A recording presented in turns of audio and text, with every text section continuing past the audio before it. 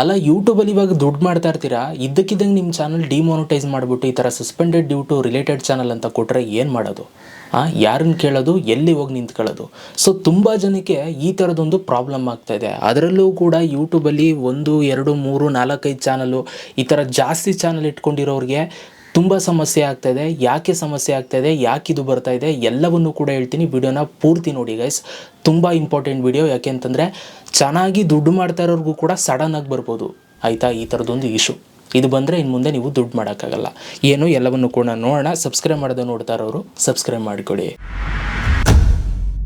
Okay, so guys, ಇವಾಗ ತುಂಬ ಜನಕ್ಕೆ ಇಶ್ಯೂ ಆಗ್ತಾ ಇರುವಂಥ ಹೊಸ ಒಂದು ಇಶ್ಯೂ ಏನು ಅಂತಂದರೆ suspended due to related channel ಅಂತ. ನೀವು ಯೂಟ್ಯೂಬಲ್ಲಿ ದುಡ್ಡು ಮಾಡ್ತಾ ಇರ್ತೀರಾ, ಮಾನಿಟೈಸೇಷನ್ ಎಲ್ಲ ಆನ್ ಆಗಿರುತ್ತೆ, ಇದ್ದಕ್ಕಿದ್ದಂಗೆ ನಿಮ್ಮ ಮಾನಿಟೈಸೇಷನ್ ಡಿಸೇಬಲ್ ಮಾಡಿದ್ವಿ ಅಂತ ನಿಮ್ಮ ಮೇಲ್ ಬಂದು ಕಾರಣ ಬಂದು ನಿಮಗೆ suspended due to related channel ಅಂತ ಕೊಟ್ಬಿಡ್ತಾರೆ, ಆಯಿತಾ.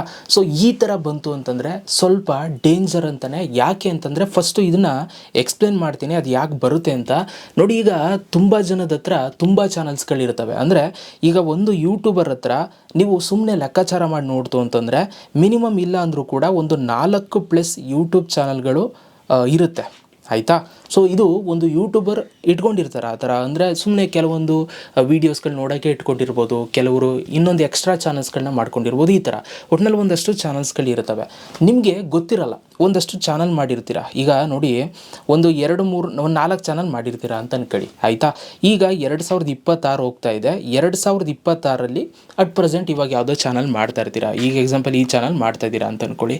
ನಿಮಗೆ ಗೊತ್ತಿರಲ್ಲ, ಯಾವಾಗೋ ಒಂದು ಸಲ ಶುರು ಮಾಡಿರ್ತೀರ 2020ರಲ್ಲಿ ಅಂತ ಅಂದ್ಕೊಳ್ಳಿ. 20ರಲ್ಲಿ ಒಂದು ಚಾನಲ್ ಸ್ಟಾರ್ಟ್ ಮಾಡಿರ್ತೀರ, ಒಂದು 2 ಚಾನಲ್ ಮಾಡ್ತಾ ಇರ್ತೀರ. ಸುಮ್ಮನೆ ಏನೋ ಒಂದಷ್ಟು ವೀಡಿಯೋ ಹಾಕಿರ್ತೀರ. ಈ ಚಾನಲಲ್ಲೂ ಒಂದು 10 ವೀಡಿಯೋ, ಈ ಚಾನಲಲ್ಲೂ ಒಂದು 20 ವೀಡಿಯೋ.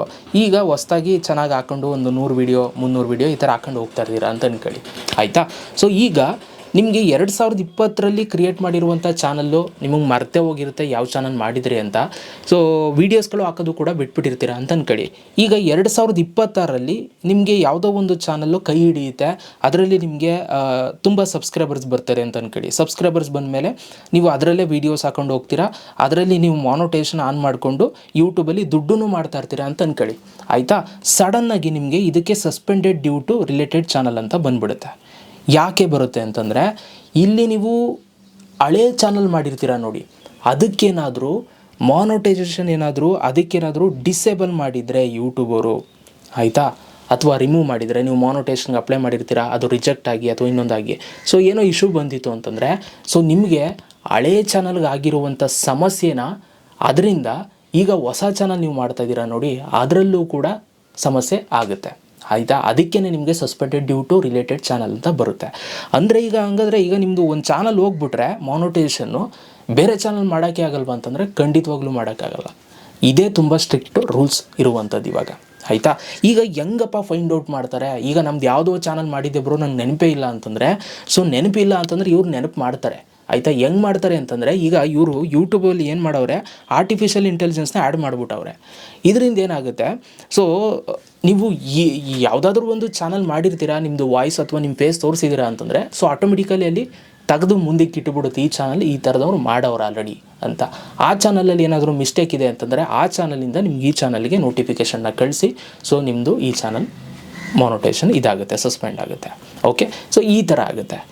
ಈಗ ನೆನಪಿಲ್ಲ, ಅದು ಯಾವ ಚಾನಲ್ ನನಗೆ ಗೊತ್ತಿಲ್ಲ ಅಂತಂದರೆ ಅದು ನಾವೇ ನೆನಪು ಮಾಡ್ಕೋಬೇಕಂತೆ. ಅದು ಯೂಟ್ಯೂಬರು ಕೂಡ ಹೇಳಲ್ಲ, ಯಾವ ಚಾನಲಿಂದ ಈ ಥರ ಆಯಿತು ಅಂತಲೂ ಕೂಡ ಅವ್ರು ಹೇಳಲ್ಲ. ಹಂಗಾದರೆ ಸೊಲ್ಯೂಷನ್ ಏನು?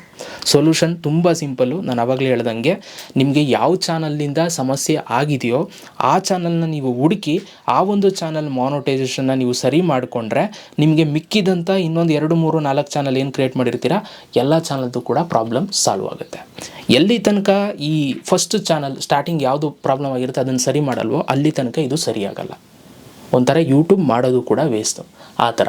ಸೊ ಹಾಗಾಗಿ ಈ ಒಂದು ಇಶ್ಯೂ ತುಂಬ ಜನಕ್ಕೆ ಆಗ್ತಾಯಿದೆ. ಯಾರೆಲ್ಲ ಎಕ್ಸ್ಟ್ರಾ ಚಾನಲ್ ಮಾಡ್ಕೊಂಡಿದ್ದರೆ ಇನ್ ಕೇಸ್ ಏನಾದರೂ ಪ್ರಾಬ್ಲಮ್ ಆಗಿದ್ದರೆ ಅದನ್ನು ಸರಿ ಮಾಡ್ಕೊಳ್ಳಿ, ಇಲ್ಲಾಂತಂದರೆ suspended due to related channel ಬರುತ್ತೆ. ಸೊ ಈಗ ನಿಮ್ಮ ಕ್ವಶನ್ ಮಾರ್ಕ್ ಬಂದಿರ್ಬೋದು, ಹಾಗಾದರೆ ಯೂಟ್ಯೂಬ್ ಎಕ್ಸ್ಟ್ರಾ ಚಾನಲ್ಸ್ಗಳು ಮಾಡೋದೇ ತಪ್ಪಾ ಅಂತ. ಖಂಡಿತವಾಗ್ಲೂ ತಪ್ಪಲ್ಲ. ನೀವು ಮಾಡ್ತಾ ಇದ್ದೀರಾ ಅಂತಂದರೆ ಕರೆಕ್ಟಾಗಿ ಮಾಡಿ. ಏನಾದರೂ ಒಂದು ಚಾನಲ್ಲು ಸುಮ್ಮನೆ ದುಡ್ಡು ಮಾಡೋದಕ್ಕೆ ಮಾಡಿಕೊಂಡು ಏನೇನೋ ಕಂಟೆಂಟ್ಸ್ಗಳು ಕೊಡೋಣ ಅಂತ ಆ ಥರ ಏನಾದ್ರು ಮಾಡಿಕೊಂಡು ಒಂದು ಚಾನಲ್ ಕಳ್ಕೊಂಡ್ರೆ ಅದರಿಂದ ಬೇರೆ ಚಾನಲ್ಗೂ ಸಮಸ್ಯೆ ಆಯ್ತದೆ. ಅಷ್ಟೇ ಸಿಂಪಲ್. ಇಷ್ಟು ಹೇಳ್ತಾ ವಿಡಿಯೋ ಮುಗಿಸ್ತಾ ಇದ್ದೀನಿ. ಸೊ ಯಾರಿಗೂ ಈ ಒಂದು ಸಮಸ್ಯೆ ಆಗೋದು ಬೇಡ ಅಂತ ಹೇಳ್ತಾ ಈ ಒಂದು ವಿಡಿಯೋನ ಇಲ್ಲಿಗೆ ಸ್ಟಾಪ್ ಮಾಡುವ. ಸಿಗೋಣ ನೆಕ್ಸ್ಟ್ ವಿಡಿಯೋದಲ್ಲಿ. ಅಲ್ಲಿ ತನಕ ಲವ್ ಯು ಆಲ್ ಗೈಸ್.